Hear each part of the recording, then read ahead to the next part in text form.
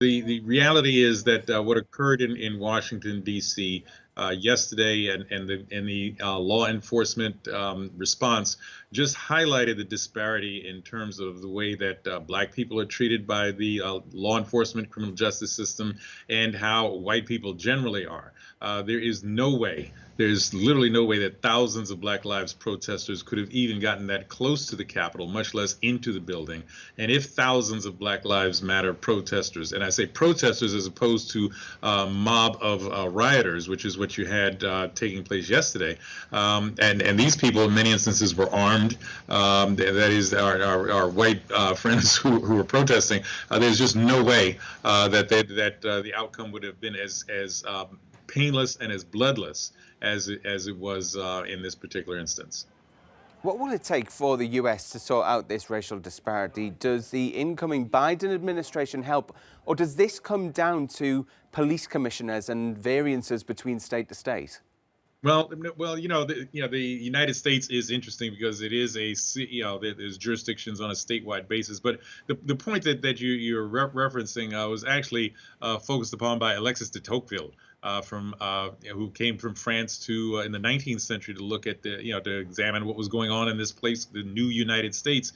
And he said there quite prophetically that the one issue that this country would need to resolve in order to really achieve its ideals would be the issue of race. When he was there, of course, slavery was legal. But what we're seeing today is a need for a literal change of mind, a change of the way that people are treated, the change in the attitude of this country when it comes to black people.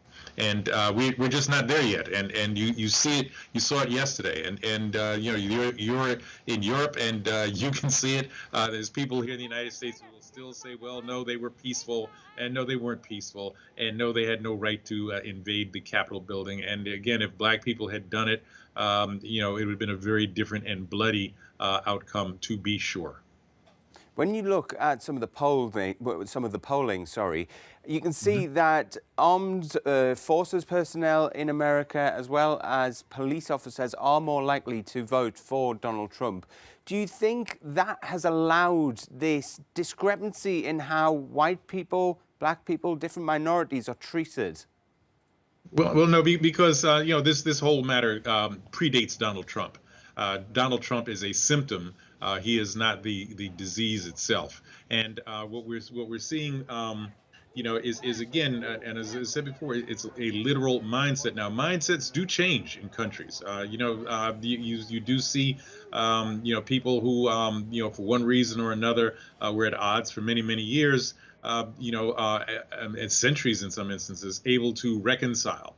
But what will be needed here in the United States is first and foremost, and I can't say this more clearly, that a recognition of the clear and full humanity of black people has to be recognized. The disparities that you see in criminal justice, in healthcare, in housing, in education, the list that sadly goes on, comes from the fact that black people still, some 400 years after we first came to these shores, are still treated as the other.